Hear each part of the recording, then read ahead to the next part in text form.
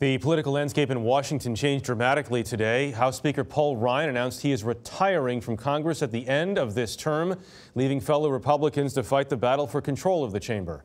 Here is Chief Congressional Correspondent Nancy Cordes. Mr. Speaker, why are Paul Ryan will walk away from the most powerful job on Capitol Hill after just 3 years. I will be setting new priorities in my life. He gave 3 reasons for his departure. They are 16, 14, and 13, and they're in Wisconsin, all of them born since he came to Congress in 1999. My dad died when I was 16, the age my daughter is.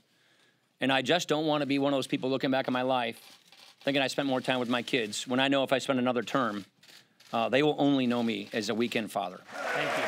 Ryan was drafted to be Speaker in 2015 after conservatives forced out John Boehner. As recently as January, the 48-year-old Ryan insisted he was staying put. I have no plans of going anywhere anytime soon. Today, he claimed the daunting midterm elections and an unpredictable president had nothing to do with his choice. But Ryan is the 24th House Republican to retire this term, a record. And GOP operatives worry that more will follow his lead as polls show the party could lose control of the House in November. There's a lot of weariness and a lot of exhaustion, frankly. Pennsylvania's Charlie Dent announced his retirement last year. Who do you think will be the next speaker? Oh, boy.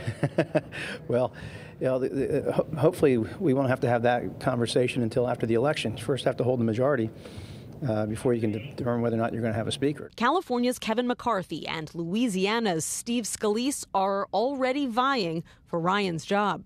I have more thoughts on this. I think this is probably not the right time to get into that, but I'll share those thoughts later. And Nancy joins us now. Nancy, how is the Republican rank and file taking this? Well, they can certainly understand Ryan's desire to live with his family.